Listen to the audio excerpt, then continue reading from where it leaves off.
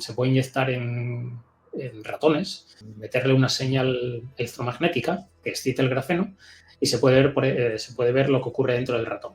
También se puede utilizar para calentar, por ejemplo, si llevamos el grafeno a un determinado tumor, tiene radiación electromagnética, se puede calentar el grafeno y de forma que se podría destruir ese tumor. Verano y hay tensiones energéticas en todo Occidente. Nos falta la energía. Los precios de los combustibles ya lo están demostrando. La subvención de los 20 céntimos no va a volver. Nos toca protegernos. Ni Europa ni Occidente tiene el combustible que necesita. Van a intentar influir en nuestros hábitos de consumo, poniéndonos cada vez más difícil el poder acceder a esos combustibles. Y aquí es donde entra soloclimastore.com. Tú vas a tener opción de craquear de forma química tu combustible y el reactor de tu coche, el motor, será capaz de obtener más energía desde una misma partida de combustible. Además, también vas a encontrar aditivos para pasar las ITVs, el altar del medioambientalismo. Además, aditivos para reducir los rozamientos, aditivos para limpiar la carbonilla adherida en tu motor y que la combustión sea lo más completa posible y conseguir las máximas prestaciones. Soloclimastore.com, tu tienda de aditivos y cada día la de más gente. Que, si te parece bien, podemos empezar. Voy a poner un poquito la música, porque sin la música, a mí la música le hace mucho, porque después cuando se quedan los vacíos de silencio, que muchas veces tenemos vacíos de silencio, pues siempre se queda la música ahí de suspense y siempre es algo muy interesante. Así que nada, Víctor, adelante, procede, por favor. Bueno, pues nada, en primer lugar vamos a hablar un poco sobre lo que es el grafeno, explicar qué es este material para que lo entienda la gente. Pues bueno, básicamente yo como les explico, yo a veces doy charlas de divulgación por los institutos asturianos y demás, y como les digo a los estudiantes, pues el grafeno no es que sea nada del otro mundo, vamos, ni nada sorprendente, es que es simplemente una capa de grafito. El grafito se conoce de toda la vida, desde muchos años, y pues el grafeno es solamente una capa de este material. ¿Qué tuvo tanta repercusión su descubrimiento? Pues bueno, porque se pensaba, había como una especie de teorema de hace años, que está un poco más abajo en la diapositiva, pero bueno, de hace unos años había un teorema que decía que era imposible tener materiales bidimensionales, o sea, materiales puramente bidimensionales formados por capas atómicas, decía que era imposible. Entonces, a partir de la síntesis de la primera capa de grafeno hecho por Guy Minovoselov en el 2004, pues se demostró que eso no era así. Entonces, eso tuvo unas repercusiones muy, muy importantes. Bueno, entonces, así, básicamente el grafeno es, como os decía, es una capa de grafito. Básicamente aquí vemos que para reproducir esta capa se utilizan dos vectores. Bueno, en general, para describir cualquier capa o cualquier sistema cristalino se utilizan vectores de red. Si es en 2 dimensiones, se utilizan 2, y si es en 3 dimensiones, se utilizan 3 vectores de red. En el caso del grafeno, como es 2 dimensiones, pues tenemos 2 vectores. Y la particularidad que tiene el grafeno es que, entonces, bueno, básicamente la peculiaridad que tiene el grafeno, que es una red hexagonal, y para reproducir una red hexagonal, pues lo que hay que hacer es, en vez de trasladar un punto, pues hay que trasladar 2. Se cogen 2 puntos, por ejemplo, 2 puntos, 2 átomos de la red, y se trasladan con esos vectores que tenemos ahí, el A1 y el A2. Y trasladando 2, que por ejemplo, donde empieza el A1 y el A2, que tenéis ahí, ese sería un punto, y el que está a la izquierda sería otro punto, el otro átomo. Entonces, trasladando esos 2 átomos, pues se reproduce toda la red hexagonal. Esto es lo que se conoce como una red con base. Esto es algo que se explica a los estudiantes en cuarto de física. Y a partir de este material, pues eso, mucha gente se ha subido al carro. O sea, por ejemplo, bueno, esto no es una crítica, pero decir, por ejemplo, que a partir del descubrimiento de este material, pues hubo como una especie de efecto manada en la comunidad científica de la materia condensada, y de repente gente que no había hecho nada de materiales similares como fullerenos y cosas por el estilo, de repente se convirtieron en expertos del grafeno. Bueno, yo también puedo decir lo mismo, yo también tengo artículos sobre grafeno y demás, vamos, o sea que esto no... Pero bueno, es básicamente lo que pasó. Al final aquí... Claro, lo que pasó fue que se generó una burbuja sobre este material. Sí, una burbuja científica al principio, sobre todo, sí. Claro, y de ahí llevar también a la burbuja de las aplicaciones. O sea, se crearon expectativas muy grandes sobre este material que a lo mejor no se verifican, no se comprueban en el futuro. Mira, Víctor, yo tengo vídeos de hace 5 años, cuando el boom del grafeno, vengo a calcular que pudo ser hace 5 años, y yo decía, ¿por qué hay tanto boom si aquí no hay nada todavía? Y entonces empezaron a salir empresas que hacían baterías con grafeno, y yo digo, pero si esto es un bluff, si esto no está, si no se ha conseguido... Era todo teórico y efectivamente es como tú estás diciendo. Bueno, esto es básicamente explicar lo que es el grafito, que ya se sabía. El grafito está formado por capas de átomos de carbono unidas por enlaces sp2, lo que se conoce como la hibridación sp2, y tiene la particularidad de que las capas están unidas entre sí muy fuertemente, cada una de ellas era una capa de grafeno, porque los enlaces dentro de una capa son enlaces covalentes, mientras que entre capas son enlaces mucho más débiles, son enlaces de Van der Waals, no son enlaces muy fuertes, son débiles.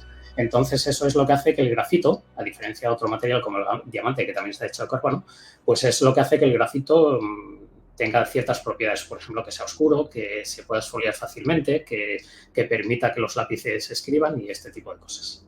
Bueno, pues aquí tenemos la síntesis del grafeno, que como comentaba al principio, fue llevada a cabo por Guy Minovoselov, que estos son dos físicos rusos que trabajan en Manchester, en 2004.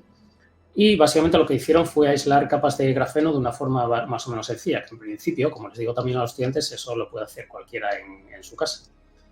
Entonces, bueno, gracias a ello les dieron el Premio Nobel de Física en el año 2010 y eso, la técnica, pues era la técnica, lo que se conoce como la técnica de exfoliación mecánica. Y básicamente les dieron el Premio Nobel y tuvo tanta repercusión por lo que comentaba también antes, que está aquí, pensaba que estaba en la diapositiva anterior, pero está aquí, pues que eso, se creía que los cristales bidimensionales eran inestables, básicamente desde los años 30. Entonces, bueno, esto generó el hecho de demostrar que sí se pudiesen sintetizar capas bidimensionales, pues esto llevó a esta especie de burbuja o a una explosión de interés muy grande sobre este material. Claro, un interés, pero que este interés se tenía que materializar en aplicaciones y se tenía que materializar principalmente en que se consiguiera el material como tal, ¿no? Sí. Sí, bueno, decir, por ejemplo, que interés científico no necesariamente quiere decir que algo luego tenga aplicaciones. Véase, por ejemplo, el bosón de Higgs, que es algo que tiene mucho interés científico y tal, pero aplicación cero, básicamente. Por mucho que digan que el descubrimiento del bosón de Higgs se ayudó a desarrollar superconductores, imanes y tal por el aparato y tal, pero el bosón de Higgs en sí, pues por el momento no tiene ninguna aplicación, pero bueno, es ciencia básica que ayuda a avanzar otros campos. Pero sí que te voy a decir una cosa a tu favor, es decir, el bosón de Higgs se investiga, tiene interés científico y tal, pero no se ha generado una burbuja como lo que se generó en el grafeno. Víctor, yo estaba harto de ver creadores de contenido hablando del grafeno, batería de grafeno, coche de grafeno, no sé qué, y ahora todo se hacía con grafeno y yo digo, pero por favor, si el grafeno ni siquiera está. Sí. Bueno, eso lo vamos a ver algunos detalles sobre las aplicaciones y tal en la segunda presentación. Y bueno, sí, básicamente, bueno, ya veremos qué pasó con esas cosas, por ejemplo, o qué está pasando con esas cosas. La exfoliación mecánica, pues es básicamente lo que su nombre indica, es básicamente las capas de grafito, pues como están unidas débilmente, si haces así, si aplicas una fuerza tangente, pues básicamente se separan y esto hace que se esfolien. Entonces, bueno, ¿qué es básicamente cómo funcionan los lápices? ¿Y qué ventajas tiene esto? Pues bueno, es una técnica fácil y simple de realizar. Se pueden obtener capas de grafeno de buena calidad y demás.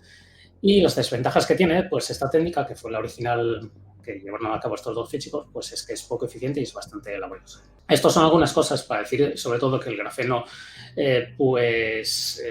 antes del grafeno ya se habían descubierto algunas cosas similares, que es, por ejemplo, la impresión de hojas de grafito. Se habían conseguido ya hacer capas, sistemas con muy pocas capas de grafito antes del descubrimiento de estos dos señores. Y bueno, se habían hecho se habían fabricado y creado y medido con lo que se conoce como el microscopio de fuerza atómica. No sé si sabes lo que es. No sé lo que es. O sea, el microscopio de efecto atómico y el microscopio de efecto túnel. ¿Te suena? Bueno, pues, no me suena. Claro, es que yo estoy en el mundo y tal y, claro, pues pienso que todo el mundo conoce estas cosas. Entonces, bueno, el microscopio de fuerza atómica es un microscopio que acaba en una punta muy, muy fina, como esta imagen que tenemos aquí. Y este microscopio, pues la punta es tan fina que acaba en unos pocos átomos. Y entonces, al pasar esa punta tan fina sobre una superficie, y pues lo que hace esa punta es combarse. O sea, la ponemos sobre la superficie, al interaccionar con los átomos de la superficie, pues se empieza, hace así, se comba. Dependiendo si tenemos un átomo, si no tenemos un átomo y demás. Entonces, pues midiendo... ¿En serio? Sí. ¿Hasta eso se percibe? Sí. Sí, en los más precisos sí. Bueno, el microscopio de efecto túnel es todavía más preciso, ¿eh? El microscopio de efecto túnel se basa en lo mismo, solo que en vez de basarse en la fuerza que mide, en la fuerza de la punta, pues lo que hace es que la punta pasa una corriente muy fina pasa una corriente muy pequeña lo que se hace es pasar una corriente muy, muy pequeña entre la punta y la superficie. Es lo que se conoce como la corriente de efecto túnel. Es digamos, un efecto cuántico. Es el efecto túnel, que básicamente lo que ocurre es que cuando la punta está separada de la superficie, desde el punto de vista de la física clásica que todos conocemos, pues no debería pasar corriente porque están separados. Pero desde el punto de vista de la física cuántica, pues lo que ocurre es que los electrones tienen cierta probabilidad de pasar de la punta a la superficie. Entonces, esa cierta probabilidad hace que algunos electrones pasen. Y esa es una corriente tan fina que, si se cambia un poquitín la distancia, pues la corriente decae exponencialmente. Entonces, de hecho, al pasar el microscopio por encima de los átomos, si está encima de un átomo, pues la distancia al átomo es menor que si está entre dos átomos, la punta. Entonces, esa pequeña diferencia de distancia genera un cambio en la corriente.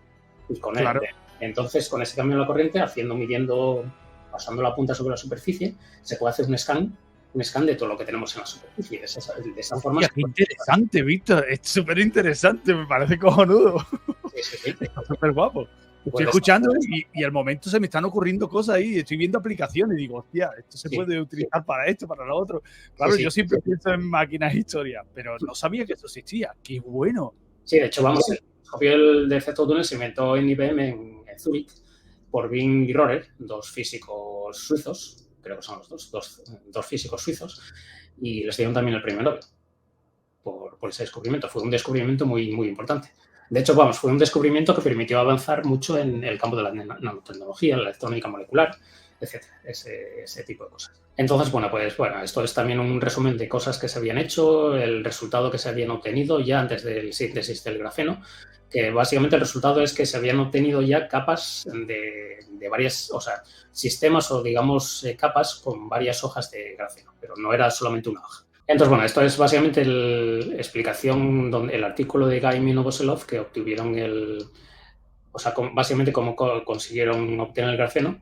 Y decir también que no se le dio, digamos, lo que más repercusión tuvo del experimento ese fue la demostración de que era realmente una capa de grafeno, porque tú puedes hacer la técnica de exfoliación mecánica y al final obtienes algo sobre la superficie, pero hay que demostrar que eso es realmente una capa.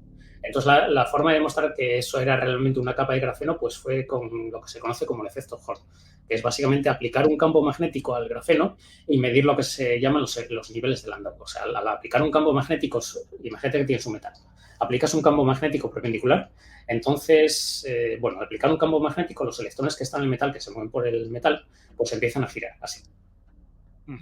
Se conoce como el efecto Hall.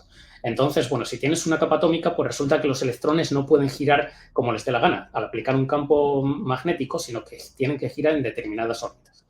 Y esas órbitas están cuantizadas, o sea que las órbitas no varían de forma lineal, sino que varían de forma cuantizada. Entonces, la medición de esas órbitas, que son lo que se conoce como los niveles de Landau, fue también lo que permitió demostrar que teníamos una capa de grafeno. Hostia, pero qué bueno, porque yo tengo la pregunta aquí en el bolsillo. tengo algunas preguntas aquí en el bolsillo, pero sin yo hacerlas, poco a poco te vas acercando a lo que yo quiero saber. Y así que yo te voy a dejar todavía avanzando, porque poquito a poco nos vamos acercando a lo que yo quiero.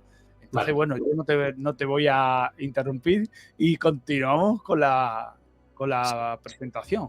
Vale, esta es la diapositiva que estaba esperando para explicar de una vez cómo se hace la exfoliación mecánica, que eso, lo que te decía que les explico a los estudiantes del instituto, vamos, de instituto que a veces voy visitando por Asturias y tal para dar charlas. Entonces, bueno, pues básicamente lo que se puede hacer para obtener grafeno de forma relativamente sencilla es, tú tienes una cinta aislante, en la cinta aislante pones un poco de grafito que lo puedes sacar de un lápiz, aunque al final no es grafito puro, es grafito con un poco de arcilla, pero bueno, tú pones un poco de grafito sobre la cinta, la juntas así, la pegas, la separas, vuelves a juntar, vuelves a separar y demás, lo haces unas cuantas veces y si lo haces con cuidado, pues al final, en teoría, en algún sitio tendrías alguna capa de grafeno, o sea, tendrías solamente una capa de grafito en algún sitio. Entonces, bueno, claro, qué bueno, porque lo que estás haciendo, vamos a ver, lo voy a decir a lo bruto, lo que estás haciendo es cogiendo la estructura en 2 dimensiones y la estás claro, le estás dando un volumen, podríamos decirlo así. Sí, más o menos. Lo que haces es, tú tienes la estructura en 2 dimensiones, que es así, ¿no? Entonces le pones una cosa, o sea, imagínate que esto es el grafito. Entonces le pones una cosa por encima, otra por debajo, que es la cinta aislante. Entonces hacer así, pues parte de la estructura se va con la cinta aislante y la otra parte se queda. Entonces al volver a hacerlo otra vez, pues vas sacando como más capas. Al final, sacando más capas, pues al final te quede, en teoría, te podría quedar solamente una capa. Muy bien. De grafito, que sería grafito. Bueno, esto es el FLG, son lo que conocen Few Layer Graphene, que son pocas capas de grafeno sobre superficies. Entonces, bueno, esto es básicamente para demostrar que con el microscopio de fuerza atómica pues se puede medir una capa de grafeno. Lo que tenemos aquí a la derecha es lo que pone 1,2 nanómetros y tal. Bueno, en realidad esto no es una capa de grafeno porque lo que estoy viendo es que es un poco más ancho, ya que, o sea, una capa de grafeno, el espesor, o lo que la distancia, la superficie debería ser sobre 0,3 nanómetros. Estos son 1,2, pues deben ser sobre 3 o 4 capas más o menos. Pero bueno, es una forma de visualizar si tenemos capas de grafeno sobre una superficie o no. Esta es una imagen, lo que ves aquí es una imagen que se obtiene con la FM de la superficie. ¿Cómo se puede sintetizar el grafeno? Pues bueno, se puede hacer con rutas químicas. Por ejemplo, se puede obtener grafito intercalado con oxígeno y luego se calienta y se quita el oxígeno, de forma que se puede obtener el grafeno. Se pueden utilizar, por ejemplo, nanotubos de carbono, que son también relativamente fáciles de producir y se pueden abrir, por ejemplo, con la FM, se pueden abrir como si fuese una cremallera, como esto de aquí debajo y demás. O sea, hay distintas técnicas de producir grafeno, que no solamente la exfoliación. Y lo que se busca actualmente con esto es buscar, o sea, obtener técnicas lo más fáciles y eficientes posibles para producir grafeno y que sean económicamente viables. Pero yo te estoy escuchando y la pregunta que me estoy haciendo, digo, vamos a ver si las técnicas existen, ¿por qué no se ha llegado a nada? Bueno, pues básicamente, o sea, porque las técnicas no son todavía lo suficientemente, digamos, eficientes. O sea, porque por ejemplo, para abrir un nanotubo de carbono, pues es algo que es muy laborioso y es algo que obviamente no se puede hacer a gran escala. Y en el caso del grafito intercalado con oxígeno, pues bueno, básicamente porque, en teoría también porque el grafeno que se produce suele ser de baja calidad, básicamente. Y suelen ser capas bastante pequeñas de grafeno, con defectos y con porquería y cosas por el estilo. Vamos. Claro, ¿no está el sistema depurado? Sí. Bueno, hay empresas como, por ejemplo, Grafenea, que tenemos aquí en España y tal, que dicen que sí, que tienen formas de producir grafeno de forma bastante eficiente. Vale, porque yo en algún vídeo hablé de Gravat Energy. Y Gravat Energy era una empresa que le habían montado unos tíos que eran unos estafadores y al final acabaron estafando a alguien. No sé. La había visto en un foro que tú también conoces por algún comentario que te oí y demás, eso. Y sí, era una estafa, básicamente, vamos. Intentar subirse al carro de la burbuja existente, sí. Efectivamente. Bueno, y al final consiguieron incluso colocar parte de las acciones de la empresa a un chino despistado que llegó allí y dijo, ¿y estos españoles saben hacer grafeno o algo? Y compró una parte de la empresa. O sea, al final, seguro que ese tipo de gente al final consigue cosas. Incluso hubo creadores de contenido que estuvieron allí en Gravat Energy metiendo las manos en el... No sé, unas cosas muy raras que decían. Esto es lo que ocurre básicamente cuando ocurre una explosión de interés sobre este tema, una burbuja, pues que siempre como efecto colateral surgen este tipo de estafas y demás que al final acaban dando mala fama al campo. Claro, eso es totalmente cierto. Totalmente cierto. Acaban dando mala fama y alejan a los posibles inversores, porque habrá muchos inversores que ya dicen, eso tiene muy mala pinta, ¿no? Luego, propiedades generales del grafeno, pues digamos que en cuanto a espesor, pues en teoría el espesor sería cero porque es una capa de átomos, pero bueno, hay que tener en cuenta las interacciones Van der Waals, que es lo que, digamos, al contar el espesor se tiene en cuenta, digamos, que los átomos tiene una especie de nube electrónica alrededor que repele a las otras capas. Entonces, bueno, esa nube electrónica, pues al final tendría un espesor o le daría el grafeno un espesor de 0.335 nanómetros, o lo que es lo mismo, 3,5 angstrom. Un angstrom es 0,1 nanómetros. Claro, pero eso a mí no me dice nada. Me dice algo si me lo comparas con... Por ejemplo, el tamaño de una bacteria es del orden de una micra. Y una micra son una milésima de milímetro. Hasta ahí se entiende, ¿no? Pues básicamente un nanómetro es una milésima de una micra. O sea, un nanómetro es una millonésima de milímetro. Madre mía. O sea, que es algo, digamos que la distancia está entre el 0,335 nanómetros, pues sería coger una bacteria y dividirla en mil pedacitos pequeños. Eso sería esa distancia, más o menos. Madre mía. O, por ejemplo, las hélices de ADN o, no sé, una proteína. Una proteína, el tamaño típico de una proteína creo que es del orden de nanómetros también. O, bueno, sí, del orden de decenas de nanómetros, algo así. Es un poco más grande que esto, pero o sea, esto sería como 10 veces más pequeño que 10 o 100 veces más pequeño que una proteína, más o menos. O sea que se está trabajando con este tipo de materiales que tienen unas altas capacidades y se está trabajando a esas medidas. Esto está ya a la orden del día. Entonces, claro, cuando escuchas muchas cosas... Micro ya es demasiado pasado de moda. Claro, ahora lo que está de moda es lo nano, vamos. Lo nano es lo más...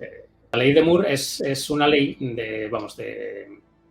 de sistemas informáticos que tiene que ver con los ordenadores y demás, que dice básicamente que cada 2 años, más o menos, se multiplica el número de transistores que tenemos en un área determinada, por ejemplo, un chip, como esta uña, el número de transistores que tenemos en ese área se multiplica por 2 cada 2 años. Eso quiere decir que si se multiplica por 2, el tamaño de los transistores tiene que reducirse a la mitad cada 2 años. Entonces, pues, obviamente, cuanto más pequeños sean los transistores, más van a caber ahí, más rápido van a funcionar y más capacidad van a dar a los ordenadores, a los sistemas de cálculo, a las memorias y demás. Entonces, pues, por eso es importante hacer las cosas muy, muy pequeñas, porque cuanto más pequeñas sean, por ejemplo, para los transistores, pues mejor. Más capacidad tendrán los ordenadores, más memoria y demás. En cualquier caso, claro, yo veo que al estar trabajando con el grafeno supone un salto cuantitativo en cuanto a reducción de tamaño, ¿cierto?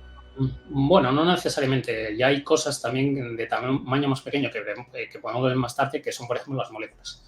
Una molécula es algo que ya se puede fabricar fácilmente en un laboratorio y es algo que tiene un tamaño muy, muy pequeño, más pequeño incluso que el grafeno. Entonces, eso también es algo de un tamaño muy pequeño y que se puede manejar y se puede medir con el microscopio de efecto túnel o microscopio de fuerza atómica.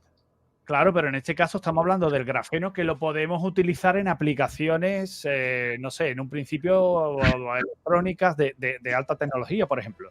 Sí, bueno, eso lo veremos más tarde.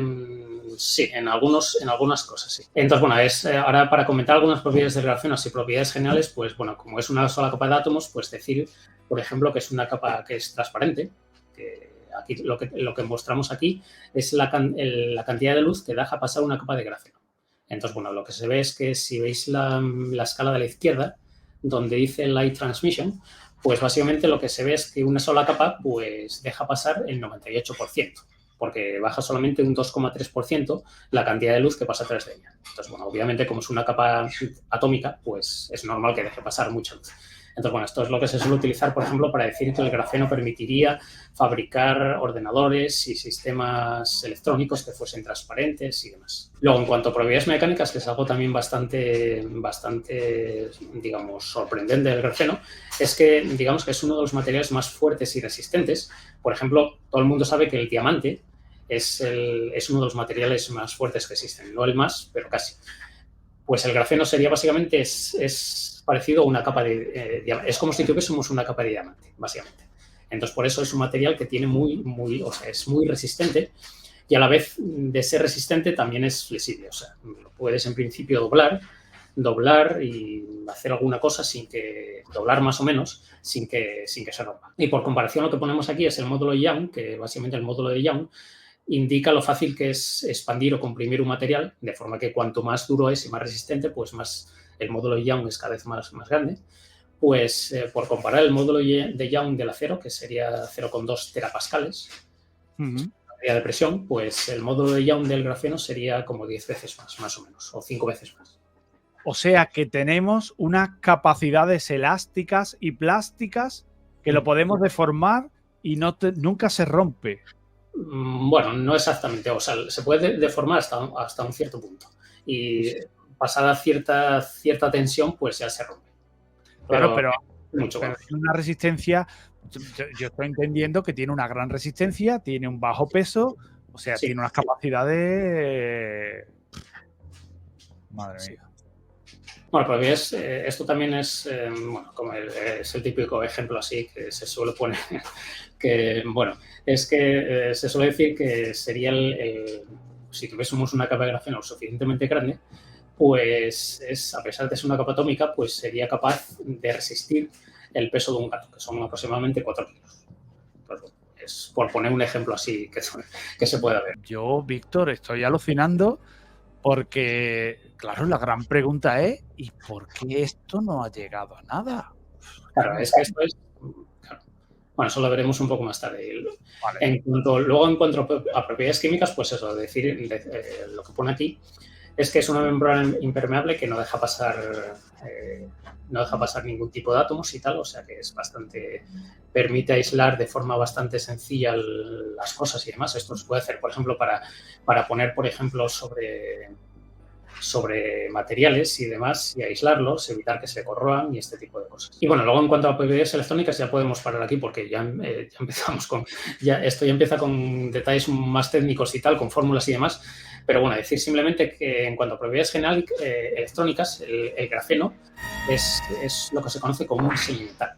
Un semimetal, ¿qué es eso? Pues, bueno, no sé si conoces la diferencia en cuanto...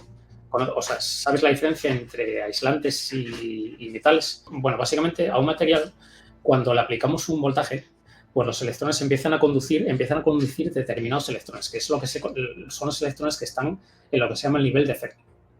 Es como, por ejemplo, si tenemos un vaso de agua, como este de aquí, tenemos un vaso de agua como este de aquí, y lo inclinamos, pues básicamente el agua que empieza a salir primero, pues es el agua que está arriba del todo. Los electrones igual, al aplicarse un voltaje, los electrones que son los que están, o sea, los que están en los niveles de más arriba. Los que están en las zonas externas, ¿no? Podríamos decir. Sí, básicamente sí. Entonces, bueno, ¿cuál es la diferencia entre un metal y un aislante? Pues, o un semiconductor. Pues la diferencia entre un metal es que los electrones están en lo que se conoce como la capa de valencia. Y por encima tenemos la capa que está vacía, que es la capa de conducción. Entonces, bueno, en un metal no hay separación entre la capa de valencia y las capas entre la capa de valencia y la capa de conducción. De forma que los electrones, al aplicar un voltaje, los electrones pasan a la capa de conducción que está vacía y empiezan a moverse por ahí. Mientras que en un aislante hay una separación, hay una zona prohibida entre la capa de valencia y la capa de conducción. De forma que al aplicar un voltaje, los electrones no pueden saltar a la capa de conducción y entonces no se pueden mover. A menos que apliques un voltaje muy grande o tengas efectos de temperatura, o a menos que calientes el material de forma que algunos electrones empiecen a saltar hacia arriba. Pues bueno, en el grafeno es algo intermedio, digamos, en el sentido de que, o sea, no hay separación entre la banda de valencia y la banda de conducción, pero justo en el nivel en el que se empiezan a mover los electrones, pues digamos que ahí hay muy pocos electrones. Ahí como, o sea, justo en ese nivel, pues, o sea, no hay separación entre las dos capas, pero justo donde se unen, digamos que no hay niveles permitidos. Vamos, es como un aislante con una separación muy, muy pequeña. Y eso es lo que se conoce como un semimetal. Y eso quiere decir que justo si aplicamos un voltaje pequeño, pues el grafeno más o menos conduce mal, pero si aplicamos un voltaje, al aumentar el voltaje, empieza a conducir cada vez mejor. Ah, qué bueno. Y bueno, aquí también se puede decir también que los electrones del grafeno son lo que se conocen como electrones relativistas. Relativistas quiere decir porque, bueno, esto es un poco complicado de explicar, pero bueno, digamos, o sea, tú conoces lo que es la energía cinética, ¿no? La energía cinética es una partícula que se mueve con una velocidad. La energía cinética es proporcional al cuadrado de la velocidad. O sea, eso quiere decir que si aumentas la velocidad, la energía cinética aumenta como la velocidad al cuadrado.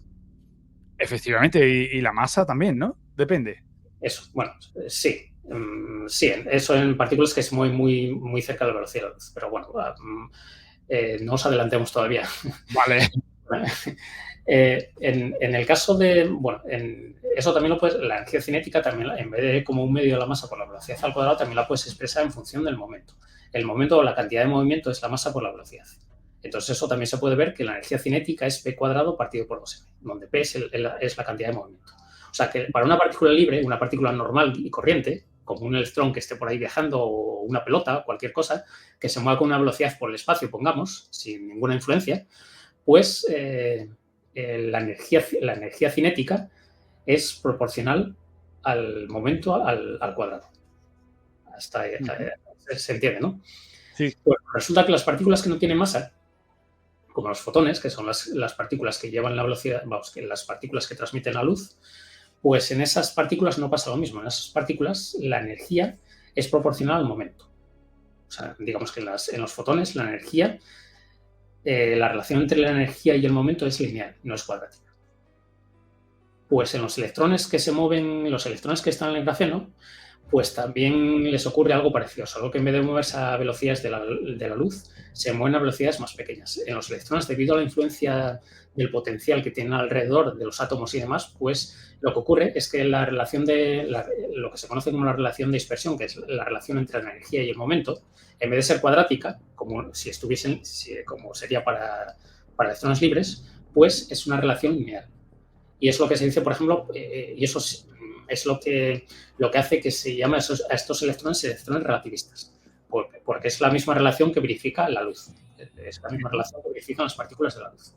Aunque las partículas de la luz no tienen masa, con lo cual el momento en teoría sería cero, pero bueno, aún así, aunque no tenga masa, pueden transferir una cantidad de movimiento. Esto lo digo básicamente porque el hecho de que los electrones sean relativistas, que tengan esta relación lineal, pues hace que se muevan todos a la misma velocidad.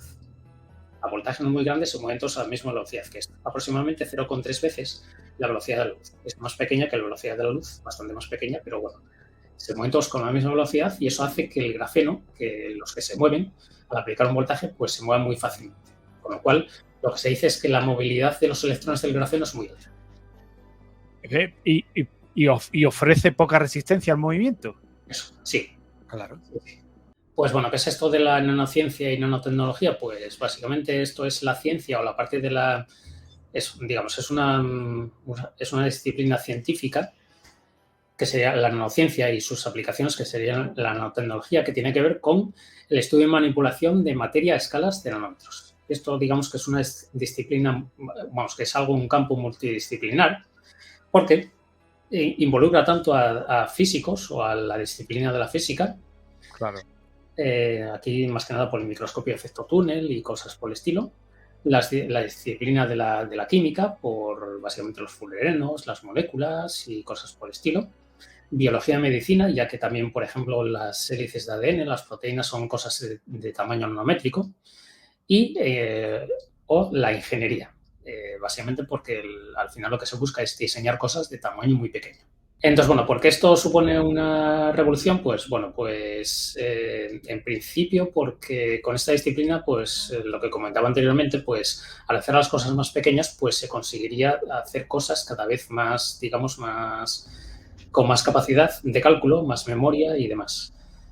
Y no solo eso, sino que también en las cosas que son muy pequeñas también tenemos efectos cuánticos, lo cual daría, por ejemplo, al famoso ordenador cuántico y demás. Eso en el campo de la física. Luego en el campo de la química, que está a la derecha, pues bueno, con la nanotecnología se podrían fabricar nuevas moléculas artificiales, nuevos compuestos que realizasen distintas funciones que las moléculas y compuestos actuales no pueden hacer. En el campo de la biología y la medicina, pues bueno, también se podrían hacer cosas como lo que pongo aquí, genómica personalizada, el uso de nanopartículas para inyectarlas en el cuerpo y demás, y que dejen medicamentos o en determinadas partes del cuerpo, o que calienten determinadas partes del cuerpo y demás. Y luego en el campo de la ingeniería, pues eso permitiría pues hacer materiales nuevos, nanoestructurados. Un material nanoestructurado es un material, por ejemplo, cojamos un trozo de acero. Pues nanoestructurarlo consiste en hacerle pequeñas modificaciones a escala muy pequeña, o sea, pequeñas, por ejemplo, pequeños agujeritos y cosas por el estilo de escala de nanómetros que le den propiedades nuevas, que hagan por ejemplo, que sea más flexible, que sea transparente y cosas por el estilo. Muy interesante esto que me estás contando, porque aquí yo ya he visto dos cosas que me han llamado la atención. Primero, que aparece IBM. IBM está en todos los sitios, está everywhere. Y luego lo segundo es que hemos alcanzado unos niveles de conocimientos en las sociedades modernas que tú dices, ahora ya no nos podemos conformar con despuntar en una disciplina, física, química, biología, ingeniería, no. Hay que combinarlas para conseguir, o sea, y me encanta, ¿no? Esto me encanta, ¿no? Es algo fascinante. Sí, exactamente. Vamos, como digo, también esto también tiene un poquitín de burbuja y en ese sentido, pues mucha gente pues se está intentando subir, vamos, muchas disciplinas están intentando subir, digamos, al carro este de la nanotecnología, pues porque básicamente puede suponer grandes avances en sus respectivos campos. Vale, luego, bueno, aquí explicar por qué hablo de la electrónica molecular, porque, bueno, esto es un ejemplo de un campo que, digamos, este era un campo que tenía también muchas expectativas, pero que al final no fue para tanto, vamos. Era un campo que se esperaba que diese lugar a muchos avances y tal, pero bueno, que por el momento no está generando todo lo que se esperaba generar. Entonces, bueno, ¿en qué consiste la electrónica molecular? Pues básicamente, como su nombre indica, es utilizar moléculas, que son sistemas muy pequeños del orden de nanómetros, como si fuesen dispositivos. ¿Y por qué se querría hacer esto? Pues básicamente porque los transistores actuales, al hacerlos cada vez más pequeños, llega un momento que se aproximan al tamaño atómico.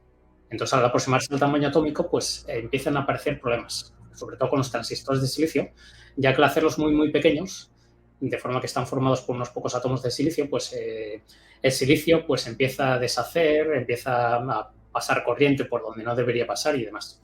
Entonces, una propuesta para seguir avanzando en el campo de la electrónica, pues sería utilizar, en vez de silicio, utilizar moléculas. Decir, por ejemplo, que este es un campo también multidisciplinar en el que se involucran básicamente a físicos, a químicos y a ingenieros. Claro, sobre todo. Claro. Y bueno, ahí estás hablando ya de silicio y a mí se me viene a la cabeza las placas solares, ¿no? La energía. La energía que es fundamental. Sí.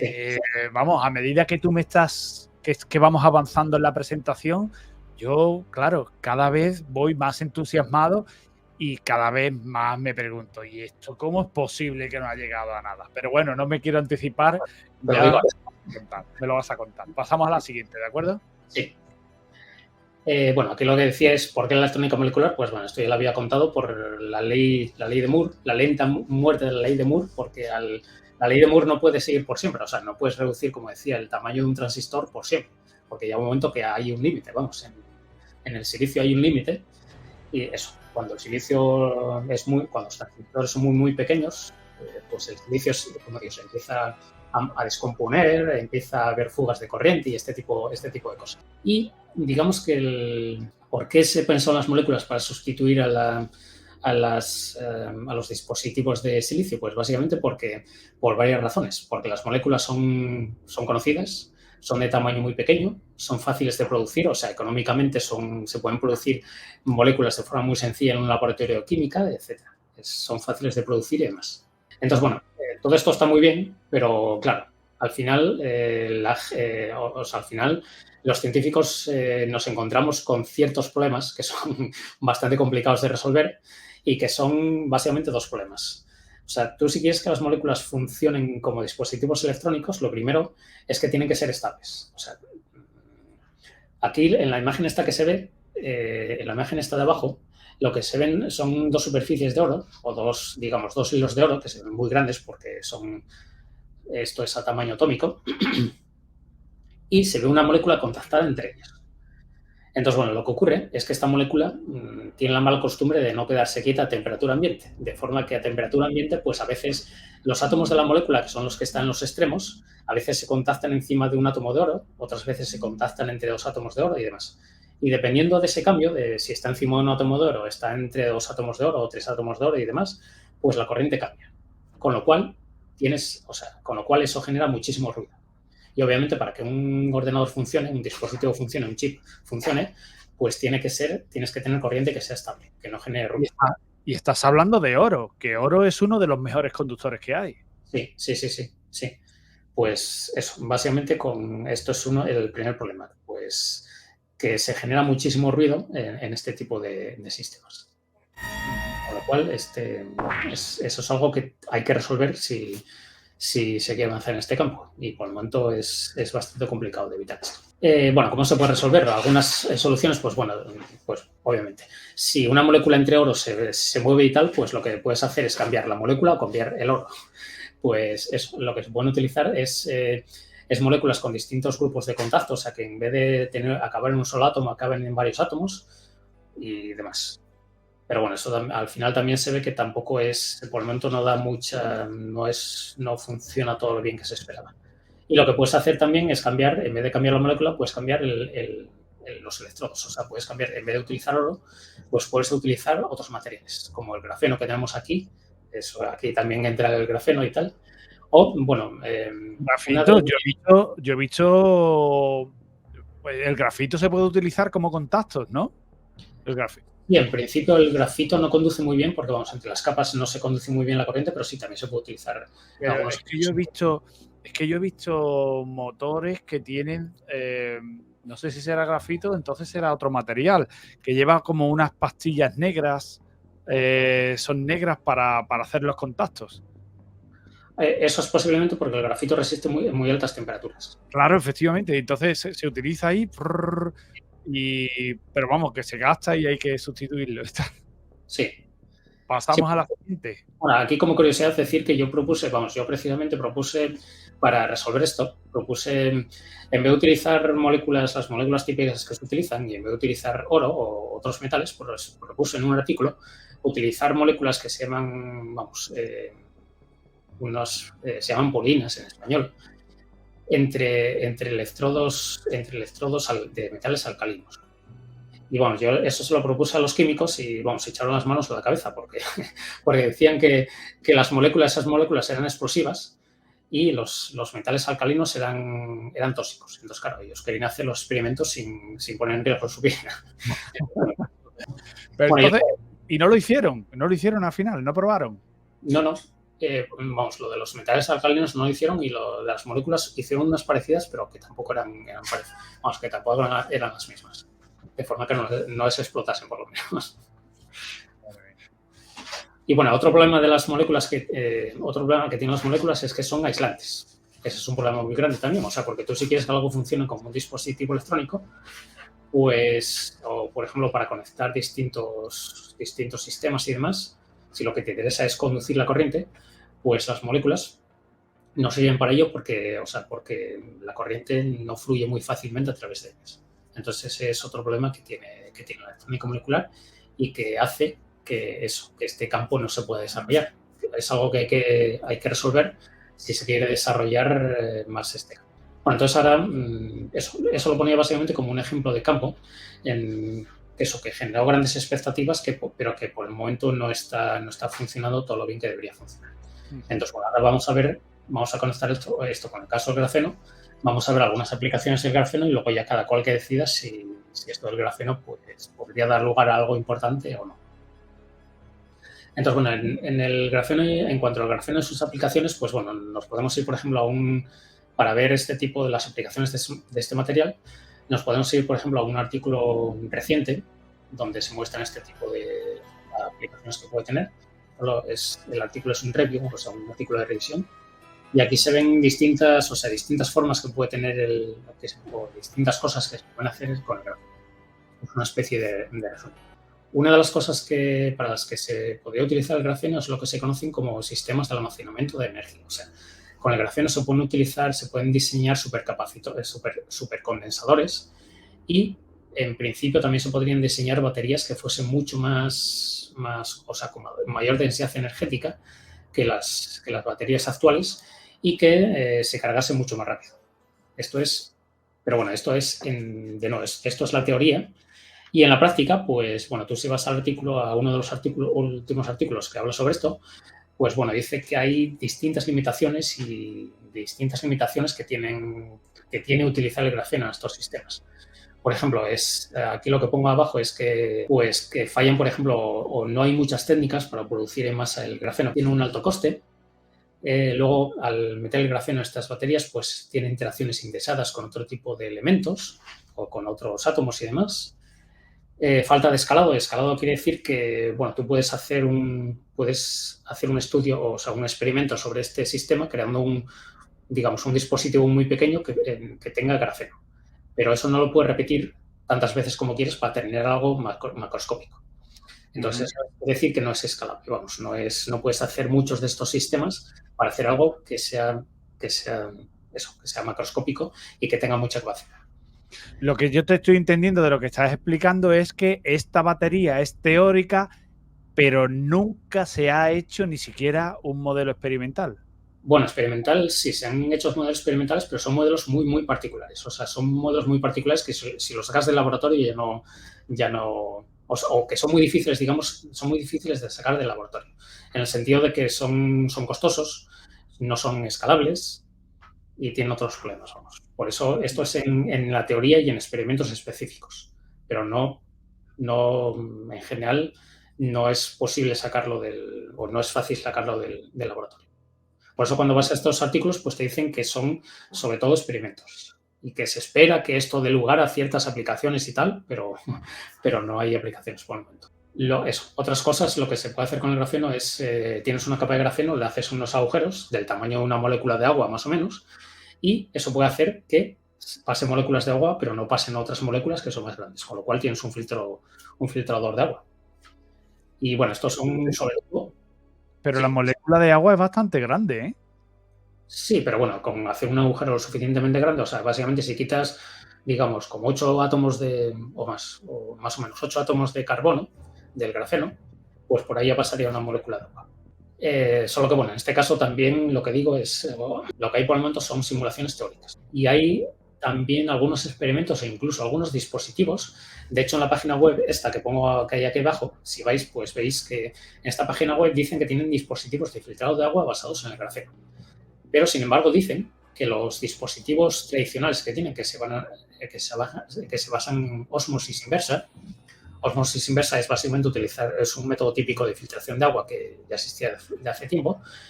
Pues esos dispositivos siguen siendo mejor que los del grafeno. O sea que no hemos avanzado mucho, básicamente. Claro, no hay avance. Pero bueno, en el caso de los transistores, esto es otra de las posibles aplicaciones del grafeno, pero no porque el grafeno en sí pueda ser utilizado como un transistor, ya que para tener un transistor necesitas un semiconductor, o sea, como decía antes, necesitas algo que tenga una separación entre las capas de valencia y las capas de conducción. Pero el grafeno, como no tiene separación, pues no puede dar un transistor. O sea, para que funcione un transistor, tenemos que tener a veces corriente y otras veces falta de corriente. Eso genera un 0 si hay falta de corriente. Si no sale corriente tenemos un 0 y si sale corriente tenemos un 1. Eso es lo que permite generar los bits. En cambio, si tenemos un metal, pues siempre pasa corriente, o sea, con lo cual no es interesante. No tenemos información, no tenemos 0 y 1, siempre tenemos un 1. Y eso no nos da ningún tipo de información. En cambio, el grafeno, pues lo que se puede utilizar es, en algunos casos, se puede utilizar en chips ya conocidos de silicio, con lo cual tampoco es un avance espectacular, pero bueno, se puede utilizar en la puerta de un transistor. ¿Sabes lo que es más o menos? Sí, de las 3 patas tienes una de ellas es la puerta por donde entra, ¿no? Sí, exactamente, sí. O sea, tú tienes lo que se llama la fuente, que es lo que pone ahí source en la figura. Luego tienes la puerta y luego tienes el sumidero, que es la fuente es por donde entran los electrones, el sumidero es por donde salen, y luego la puerta, lo que se hace en la puerta es aplicar un voltaje. Y al aplicar un voltaje, pues lo que hace es que el semiconductor pues pase a la banda de conducción o pase a la zona prohibida. Sí, efectivamente. Tú modulas el comportamiento con la tensión que tú le vayas aplicando, ¿cierto? Exactamente, sí, sí. Pues bueno, al parecer si en la puerta se pone el grafeno, pues eso permite modular mejor la salida y la entrada de los electrones. Eso da una respuesta mejor. Pero bueno, al final no deja de ser un transistor típico, básicamente. Claro, un transistor mejorado. Sí, exactamente. Sí. Pero no hay un salto cuantitativo. No es un salto cuantitativo, ¿no? Luego, bueno, también lo que tú comentabas de células solares, pues el grafeno, como es, digamos, es un material transparente, pues se puede utilizar para poner, por ejemplo, encima de las células solares, para aislarlas y hacer este tipo, básicamente como aislante en las células solares. También conduce la electricidad, con lo cual por el grafeno también podría salir corriente y este tipo. Aunque bueno, eso, aquí dicen que en lo anterior, pues dicen que el grafeno por sí solo, eso son sobre todo también experimentos que se ha hecho este. Y dice en el artículo, en alguno de los artículos, que el grafeno por sí solo por el momento no es suficiente para satisfacer la demanda de aplicaciones. O sea, que el grafeno por sí solo no es que lleve lugar a grandes mejoras, sino que hay que hacer algunas cosas, como crearle defectos o alguna cosa. Y luego, bueno, por último, o por penúltima transparencia, tenemos el campo de la biomedicina. Y en el campo de la biomedicina, pues bueno, se puede utilizar el grafeno para hacer algunas cosas como las que ya hacían las nanopartículas. Por ejemplo, se puede inyectar en ratones y ver, por ejemplo, meterle una señal electromagnética que excite el grafeno y se puede ver lo que ocurre dentro del ratón. Básicamente, excitando el grafeno y viendo la señal que genera el grafeno, pues se puede ver lo que tenemos dentro del ratón. También se puede utilizar para calentar, por ejemplo, si llevamos el grafeno a un determinado tumor, pues de nuevo, metiéndole radiación electromagnética, pues se puede calentar ese tumor, se puede calentar el grafeno y de forma que se podría destruir ese tumor. Perdona, pero es que estoy ahora mismo en shock porque claro, lo del óxido de grafeno, al tan cacareado óxido de grafeno. Yo siempre he dicho, no me creo nada porque el grafeno no se está produciendo de forma industrial. Pero aquí con lo que tú me estás contando, se ve que se ha utilizado. O sea, se sabe que hace eso. Sí, la verdad no sé exactamente lo que tú piensas, no sé exactamente, es posible, o sea, lo que tú piensas yo pienso también que es posible que sea una magufada y tal, no se sabe.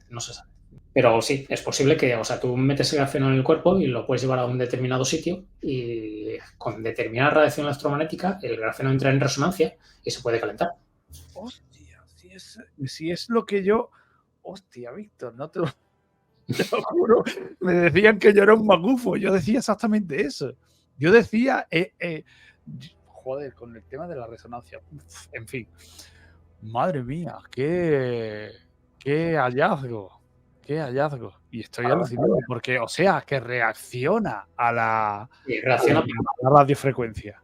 Claro, pero habría que ver, yo no sé exactamente cómo de fuerte es la reacción, vamos. A lo mejor genera un menor y nada más, vamos. O el efecto que tiene es muy pequeño, vamos, pero habría que ver.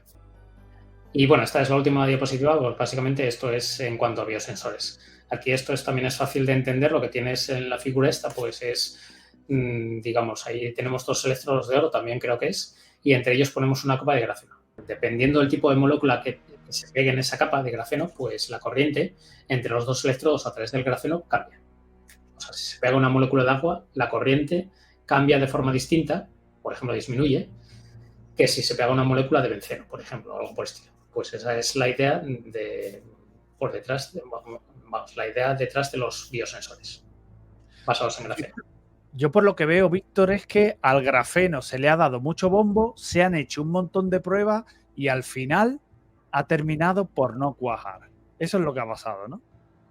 Sí, vamos, lo que digo yo aquí es que no ha salido todavía del laboratorio. Habrá que ver si se consigue salir. ¿Tú le albergas esperanzas todavía o tú crees que ya se va a descartar?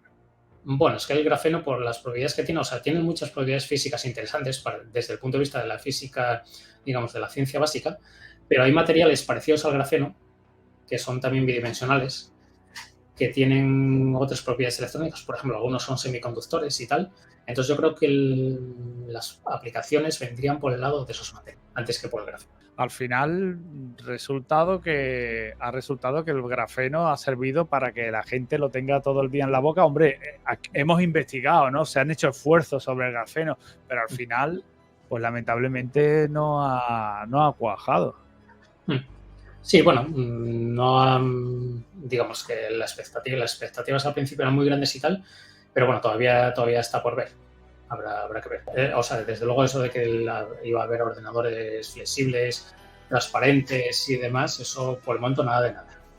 Igual en unos cuantos años, igual sí, pero por el momento no. Pues bueno, incluso ha habido un investigador español que se hizo una tesis o algo sobre el grafeno rotado y le dieron no sé cuántos premios. Y yo decía, pero vamos a ver, si no se sabe todavía grandes cosas sobre el grafeno normal, ahora nos vamos a meter en el rotado. Quiero decir aquí que no es del todo cierto que no existan ordenadores flexibles. Creo que hace poco Samsung o una compañía así había propuesto alguna especie de ordenador, o sea, dispositivo electrónico móvil o algo por estilo, que era flexible. Bueno, pues eso, sigo comentando yo, pues eso, creo que hace poco, no sé exactamente hace unos años, pues había aparecido una noticia que decía que Samsung, me parece que era, pues tenían, o sea, quería sacar móviles que fuesen un poco flexibles, pero flexibles que no se pudiesen doblar como de cualquier forma, vamos, sino flexibles, un poquitín flexibles, pero no del todo. Víctor, llega el LK99 y por lo que yo tengo entendido, ahí la empresa que ha salido al principio, que está muy interesada en los transistores y en los semiconductores y en ese tipo de cosas, ha metido muchísima pasta. Yo lo sé de buena tinta y ha metido un pastizal. Entonces, ¿qué pasa con el LK99? Tengo aquí la presentación, esta última, son 3 diapositivas y ¿nos podrías hablar algo sobre el LK99? Sí, básicamente lo que he hecho ha sido leer el artículo. Bueno, en primer lugar fui al primer artículo que publicaron y no entendí absolutamente nada porque estaba en coreano, vamos. Entonces, bueno, fui a este preprint y, bueno, yo voy a desgranar aquí lo que entendí del artículo y lo que yo deduzco del artículo, vamos. En cuanto a la superconductividad, porque parte del artículo también es sobre la caracterización física de este material y tal, pero bueno, en cuanto a superconductividad, que básicamente lo describe en la primera parte del artículo, pues podemos hablar un poco. Entonces, bueno, este es el superconductor LK99. LK significa bueno, está aquí. Li King, que son los descubridores. Y lo de 99, la verdad que no sé por qué es. Creo que habían hecho algo en el año 99 o algo por el estilo, bueno, no sé. Pero bueno, eso. Entonces, bueno, en el artículo dice que si das un poquitín más para abajo. Bueno, antes de nada, este es el primer superconductor a temperatura y presión ambiental.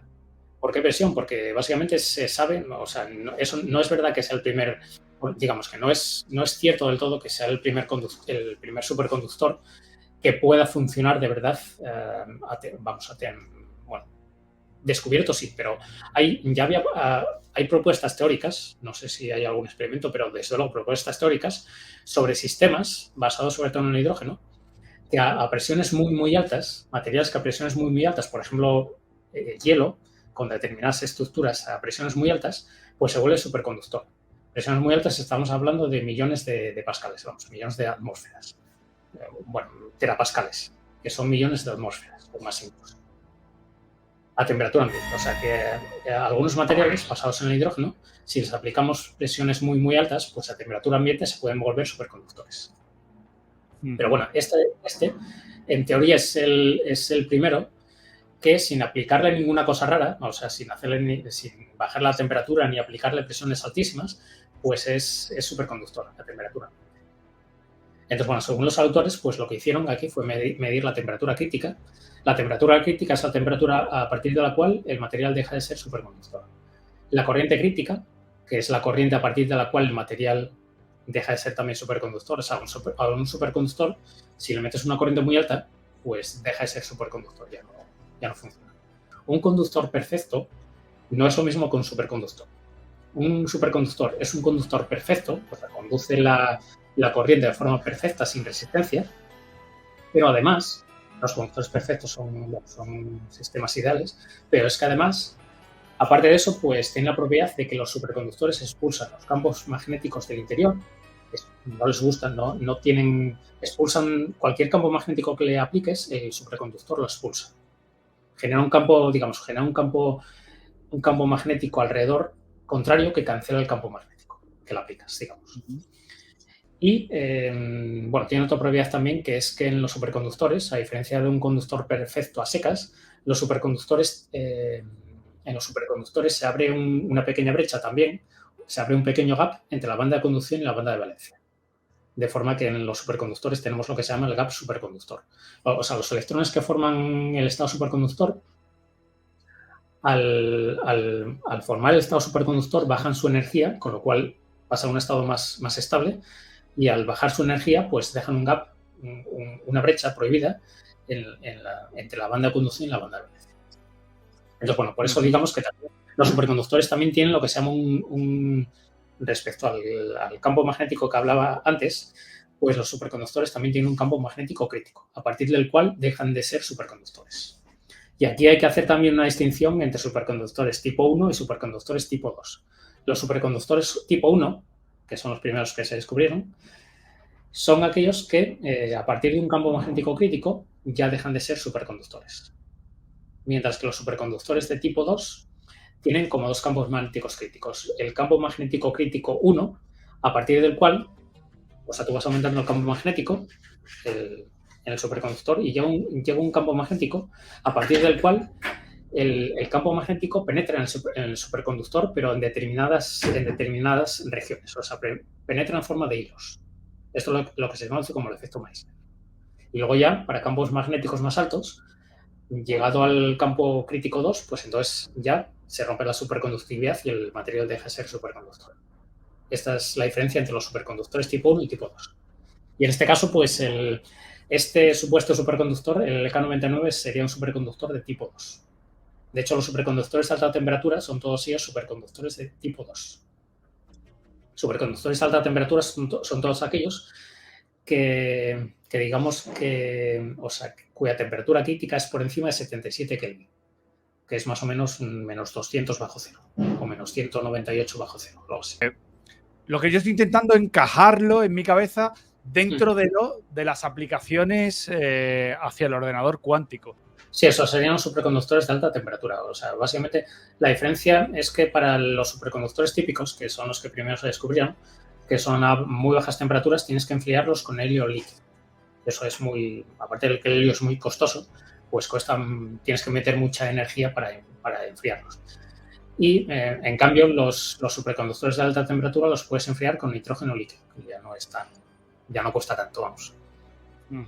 Claro. Pero al final son sistemas de compresión. Las neveras cuánticas son sistemas también de compresión, ¿no son otros sistemas? La verdad que no lo sé, pero supongo que sí. Porque es que yo tengo muchas ganas de descubrir cómo funcionan las neveras cuánticas, porque yo digo, joder, compresión. Tú me has dicho ahora helio y nitrógeno, vale, de acuerdo, pero no sé, la verdad que no sé si funcionan a través de sistemas de compresión. En fin, continuamos con la diapo, si no te importa. Sí.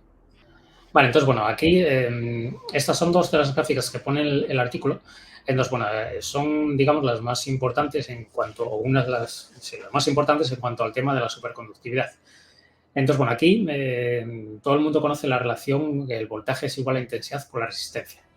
Entonces, bueno, normalmente si tienes un trozo de metal y le aplicas un voltaje, pues si ese trozo de metal tiene una resistencia, se genera una corriente desde un sitio hasta el otro, que es proporcional, la corriente es proporcional al voltaje aplicado. De forma que si pintas normalmente para un sistema óhmico, lo que se llama un sistema óhmico, que es una resistencia típica o un conductor típico, si pintas la intensidad frente al voltaje, tienes una relación lineal. También puedes hacer lo contrario, que es, en vez de aplicar un voltaje, puedes meter una intensidad. Y si metes una intensidad a un conductor, pues esa intensidad genera una diferencia de potencial. Y esa diferencia potencial es proporcional a la resistencia. De forma que el potencial generado al meter una intensidad es la fórmula esta que tenemos aquí, que es el potencial generado es igual a intensidad por la resistencia. ¿Por qué pongo esto? Pues básicamente porque si tenemos un superconductor, en teoría la resistencia es cero, y entonces al meter una corriente, si la resistencia es cero, al meter una corriente el voltaje producido debería ser también cero. Y eso es lo que se ve en la figura de arriba. O sea, en la figura de arriba, en el eje de las X, tenemos la corriente, y eso quiere decir que al meter una corriente, pues lo que se ve es que al meter una corriente el voltaje sigue siendo cero. Hasta que llega un momento que superas la corriente crítica, y cuando superas la corriente crítica se rompe la superconductividad, y en ese caso volvemos a tener la relación lineal. Es lo que se ve aquí. O sea que cada una de estas líneas de colores se ve que primero, respecto en el cero que está en el centro, tanto a voltajes positivos como a negativos a corrientes positivas como negativas, empiezan siendo cero, pero luego llega un momento que se rompe la superconductividad y entonces recuperamos una relación lineal. Y entonces, bueno, una de estas gráficas, si la ampliamos, entonces tenemos la gráfica de la derecha. Y en la gráfica de la derecha, pues es bueno, antes de nada, también, esto es lo que ocurre típicamente en un superconductor. O sea, que estas gráficas son típicas de un superconductor. Ahora bien, que haya otros materiales en los que ocurra esto y que no sean superconductores, pues podría ser. O sea, podría ser un material que también tenga este tipo de características IV sin que sea superconductor. O sea, que esto no demuestra fehacientemente que sea superconductor. Más que nada también porque en la gráfica de la derecha, si veo el voltaje está en microvoltios, el voltaje generado está en, del orden de microvoltios, y es el voltaje que se genera es bastante pequeño, con lo cual en principio entraría dentro de lo que se conocen como los límites de la superconductividad. O sea, un voltaje del orden de microvoltios o más pequeño, pues es lo que se espera que tendría un superconductor. Pero bueno, lo que se ve en esta gráfica también es que hay mucho ruido y no hay barras, o sea, no hay barras de indeterminación que son en cada experimento, pues se suelen poner, o sea, como cada dispositivo experimental tiene una cierta indeterminación, o sea, no es todo lo preciso que quisiésemos, pues a las medidas se les suele poner unas barras de indeterminación. Pero bueno, pero lo importante, lo comentan aquí, lo dicen aquí en un comentario, lo importante sería, lo destacable, sería que no hay caída de tensión con respecto comparando la entrada con la salida, ¿no? Estamos ante un superconductor y la caída de tensión es mínima. Sí, eso parece, sí. Sí. A ver, vale. Eso, de acuerdo con el artículo, pues primero se dice, esto es un poco raro, porque primero dice que, o sea, se mide una resistividad, esto está mal, no es resistencia, es resistividad en el rango de 10 a la menos 6 a 10 a la menos 9 ohmios por centímetro. Eso lo dicen primero. O sea, que en las láminas, en varias muestras de volumen y tal, se mide una resistividad entre 10 a la menos 6 y 10 a la menos 9 ohmios por centímetro. Entonces, bueno, esto si lo comparamos con metales típicos, que no son superconductores para nada a temperatura ambiente, pues bueno, teniendo en cuenta que el cobre es 1,7 por 10 a la menos 6, la plata 1,6, que es el que mejor conduce, el oro 2,4, el hierro 1,7, pues esto tampoco es que sea gran cosa, vamos, es parecido a no es un superconductor, básicamente. Pero luego dicen también que de acuerdo con la IET, la Comisión Electrotécnica Internacional, para que un material se considere superconductor, debería tener una resistividad menor de 10 a la menos 11 ohmios por centímetro. Y de acuerdo con la gráfica B anterior, de acuerdo con esa gráfica se puede calcular la resistividad, y la resistividad que sale está entre 10 a la menos 10 y 10 a la menos 11 ohmios por centímetro. Ahí estaría. Con lo cual, bueno, yo creo que esto no es muy no es muy concluyente, vamos. Me ha gustado mucho la exposición, pero yo tengo una pregunta importante. Por lo que yo he escuchado, hay cierto interés internacional por quitarle mérito al asunto. Es decir, apartar vistas, apartar ojos. No sé si me entiende. Sí, El espionaje internacional industrial existe. sí. Entonces, esto en la zona donde se ha conseguido este hallazgo, este LK-99, hostia, pues hay potencias hostiles cerca. Entonces, como que le quieren quitar bombo al descubrimiento para que no se fijen otras potencias. Pero ya se ha metido un pastizal en este tema. ¿Es posible, tú lo ves factible esto que te estoy diciendo o crees que esto realmente no pasa? No, por supuesto, vamos, vamos, ya te dije que no creo las teorías oficiales, muchas de las teorías oficiales no las creo, pues lo veo perfectamente factible, vamos, lo veo perfectamente factible porque cosas así ya ocurrieron en el pasado, en muchas, no solamente en ciencias, sino en geopolítica, en invasiones militares, etcétera, etcétera. O sea, mentiras y propaganda y tal lo hubo siempre en todas las épocas de la historia y esta no iba a ser distinta. Ahora, que sea verdad, eso yo ya no lo sé. Vamos, no puedo, igual que antes no puedo ni afirmar ni desmentir. El único dato que podemos sacar en claro del LK-99 es la resistividad que se ha medido y sí que está en el punto donde podría decirnos algo, ¿no? Y suponiendo que esas medidas sean verdaderas, vamos, sean verdaderas y hayan estado bien hechas y tal.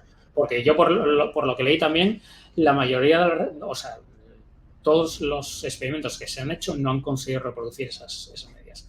Lo que han encontrado es que el material es un material diamagnético.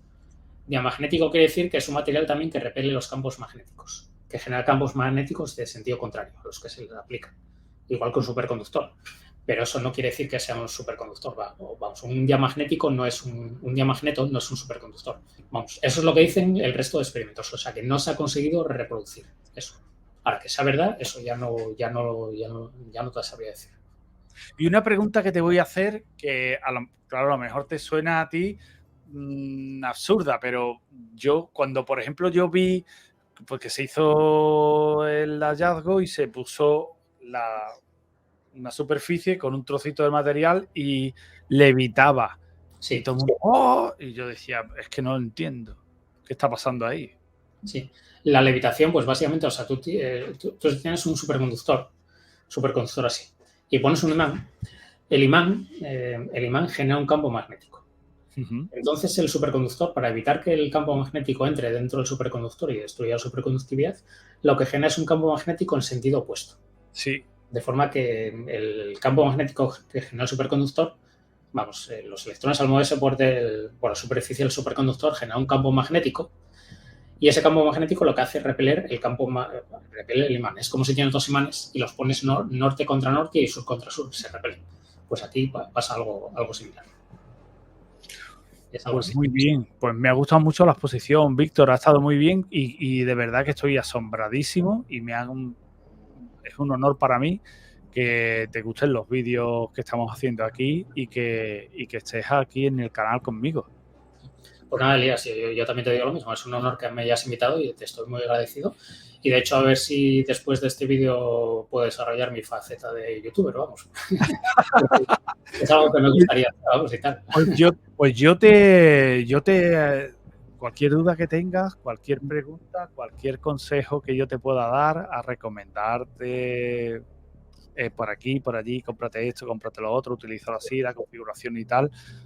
Menos lo de internet, que ya como puedes ver me va fatal. Hostia, de verdad, esto es un problema. Es un problema. Y me han cambiado el router esta mañana. Madre mía. Madre mía. Pero son cosas que pasan. Sí, efectivamente. Eso, pero como te digo, espero volver otra vez, ya te digo, para hablar alguna otra cosa sobre la que quieras, sobre física cuántica y tal, o sobre cualquier otra cosa que quieras. Yo me lo preparo y tal, y podemos hablar en otra ocasión.